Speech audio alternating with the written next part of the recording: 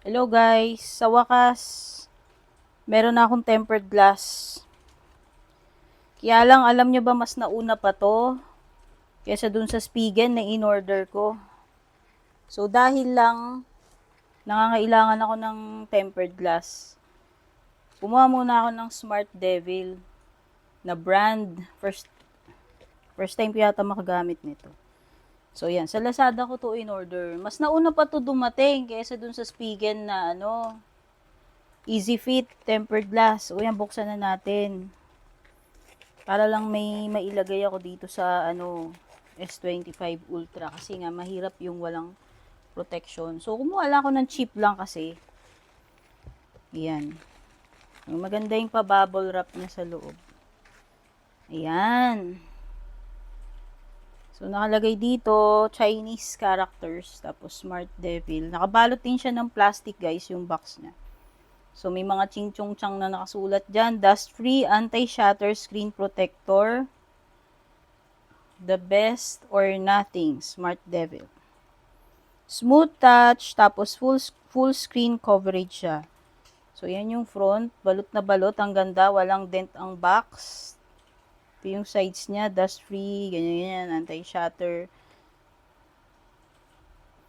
Copyright 2023-2073. Shenzhen ba to? Shenzhen Smart Devil Digital Technology Co. Ltd.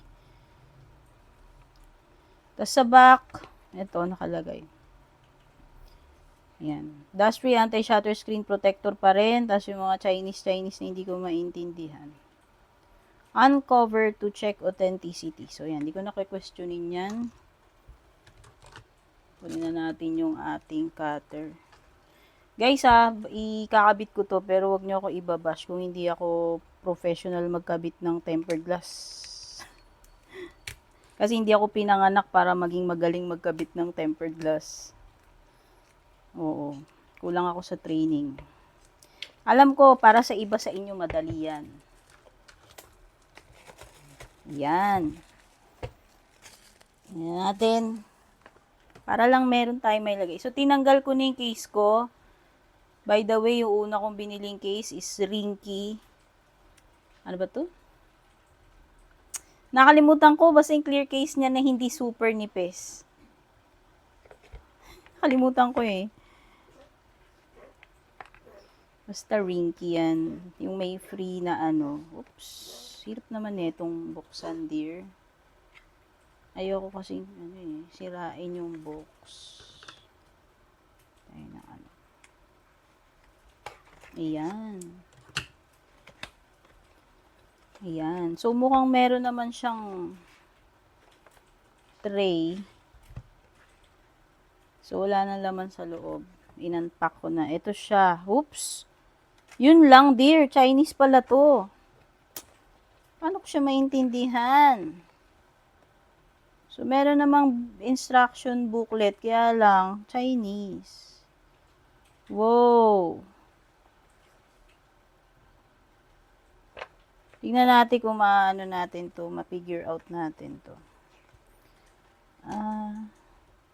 Wow. Paano to, dear? Hindi ko alam kung si Chinese. Try ko iyan to So, ayan, tinry ko na lang i-figure out ito.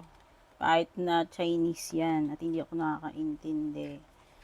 So, makikita natin guys dito sa installation kit. Meron ditong nakalagay na top. So, ayan. Dapat nandoon siya sa tamang position. So, i-open lang natin tong tray na to. And then, tanggalin na natin to. Ayan. Ito yung mga laman niya, yung mga accessories na kailangan sa pag install ng ating tempered glass. Tapos, yun ko may cushion. Tapos, ilalagay mo lang yung phone mo dito according to the position na naka-indicate. So, ayan. Dapat mag-fit siya dito sa tray. Tapos, punasan. Make sure na walang dust or any dirt or oil or moisture. Make sure lang na clean siya. Para perfect. So, yan. Huwag niyo ako okrayin kasi hindi ako pro when it comes to installation ng mga tempered. Yan. So, I think hindi ko na kailangan siguro linisin. Yung phone ko since malinis na yan.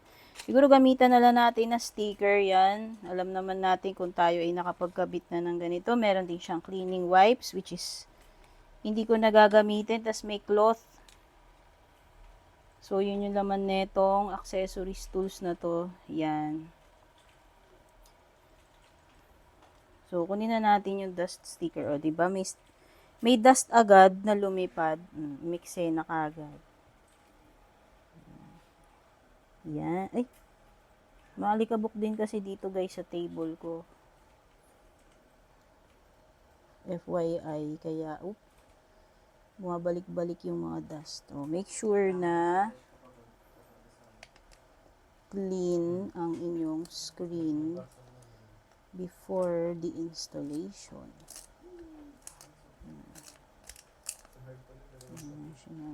Kung meron mang mga remaining dust. Wala naman so far. So, okay na tayo dito. And then, ito na yung ating, hindi ko alam ito paano eh. Hihilahin mo lang yata to eh. Wait lang. So, alam ko oops, may dust ulit. Ayan natin. Isasara natin to. Ayan, wala na. Hopefully, wala na. Sasara na natin to. And then, hihilahin natin to. Dandan.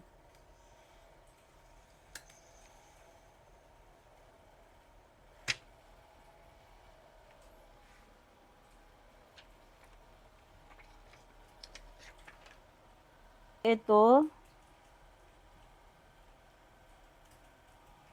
Yan, iaano natin to. Tayin lang natin mga 10 seconds.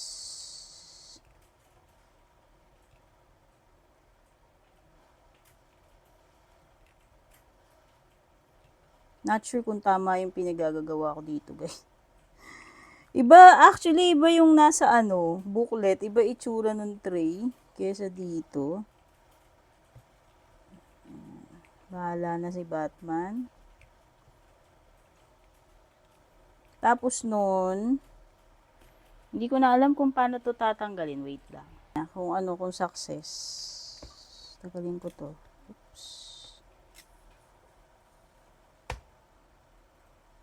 Yan. Nakabit na siya guys. So, meron lang kung bubble dito sa upper left corner. Which is removable naman. Wow. So, naman pala siya. Madali naman siyang gamitin. Actually, kahit di nyo na maintindihan yung mga Chinese na nakasulat. Kumbaga, ginamit ko na lang yung mga psychic abilities ko, guys. Ayan. So, pag tinaas natin to guys, matik na mapipeel off na yung parang pinaka-cover nung, yung ibabaw ng tempered glass. Yung nandito. Okay? So, yan. Ang linis na.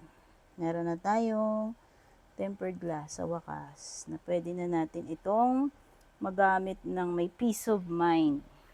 So, ito yung strip na hinila ko kanina, diba? Yung nakasara pa lang siya na ganun. So, yun yung mechanism para mag-attach itong tempered glass na nandito sa taas. So, yan. Pwede na natin tanggalin to sa tray. At tignan natin kung gaano ka-clear. Diba? Nakikita nyo naman gaano ka-clear. Kaya lang nakikita nyo rin yung mga gamit ko dyan, yung mga kalat ko kung gaano ka-clear. So, yan. Ito na yung ating installation ng ating Smart Devil na tempered glass. So, ito yung cloth, just in case na kailanganin. Lagay ko na lang dito kasi hindi ko naman to gagamitin. Balik ko lang muna yung mga laman niya, yung mga kalat. Yan, para wala akong kalat dito. Oops. Oop, natanggal yung sticker. Wait lang. Ayan, balik ko lang tong mga laman netong kit na to. Ayan siya, ganyan siya. Tapos mamaya na natin itapon yarn. Ganyan. Yan siya kanina eh. O, diba? Tapos, so, yan yung ating installation ng Smart Devil tempered glass para kay S25 Ultra. So, yan. Okay, very clear siya.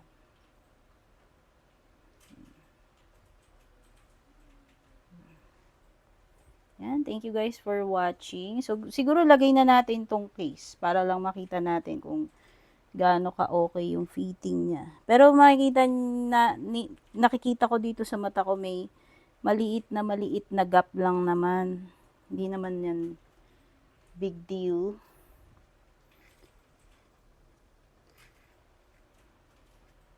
Ibabalik na natin yung ating phone dito sa kanyang case. Punasan ko lang itong mga fingerprints. Kasi ayaw ko na may fingerprints.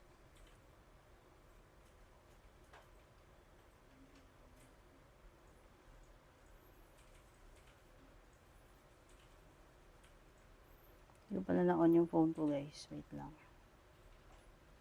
Natin mag-on. Tanggalin na natin itong mga dust or fingerprints.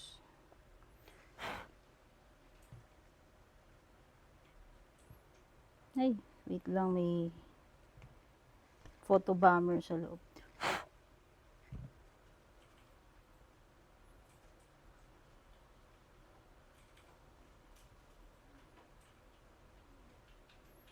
Yan.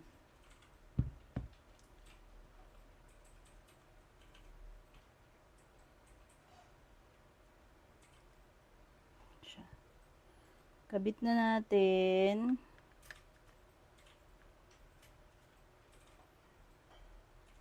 Oops. Isang side muna. Oops. Ayan.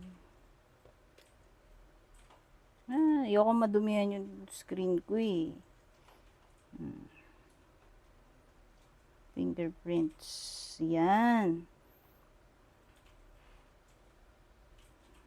So, naikabit na natin.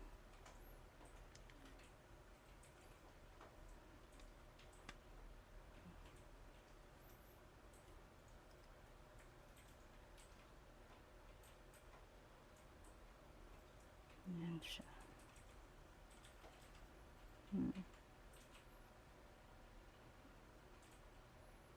Sakto lang naman, hindi naman yung tempered glass niya na sagabal dito sa case. Hindi. Okay na okay naman siya. O, diba? So, meron na tayong tempered glass. Hindi ko na po problemahin na ma-scratch kahit papano.